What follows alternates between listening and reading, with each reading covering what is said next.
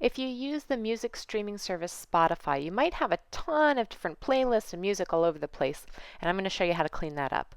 I'm Jill Duffy for PCMag.com, and this is Get Organized, a weekly series of videos and articles about digital organization. So I'm going to talk about some of those tricks today for cleaning up Spotify.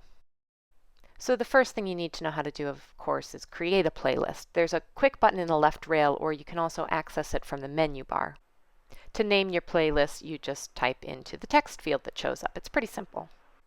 Now, the article that comes with this video actually has a lot of tips for how to name these playlists in a categorical kind of way. Now, in addition to having playlists, you probably want to have some playlist folders. This is one of those features that a lot of people seem to miss in Spotify that I think is really crucial to keeping your playlist well organized.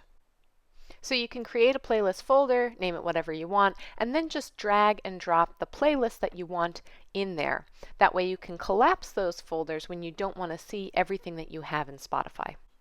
In talking to a lot of different Spotify users, I found that a lot of people make playlists for a particular activity that they're doing. So you might create a folder for activities and then label your playlist based on what it is you'll be doing. So something like for working and for working out.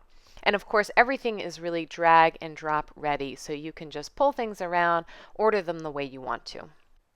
By default, Spotify lists everything according to recency, so the most recent playlist you made will always be at the top. I kind of wish there were a way to automatically alphabetize my playlists and playlist folders, but there isn't. So however you want to organize them, you'll just have to drag and drop them into that order yourself.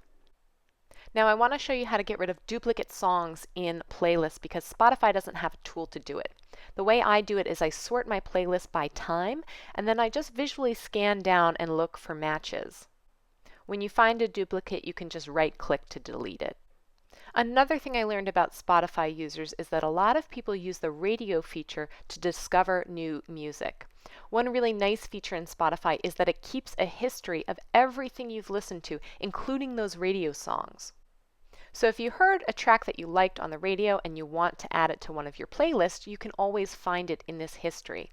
Now, just to give you an idea of how big this history is, let me tell you, I've only been using Spotify for a couple of weeks now, but if I select everything from my history and drag it into a new test list, you'll see that it has hours and hours, literally thousands of songs in this history list. Now, to keep things organized, I'm a big proponent of deleting things you don't need anymore. This feature in Spotify is really cool. Any playlist you've deleted, you can always restore or recover from your Spotify web account. So this is logging into the browser, you can see all the playlists you've deleted, and with the push of a button, you can recover them. Really cool, they just show up back in your Spotify application. You don't even have to relaunch it.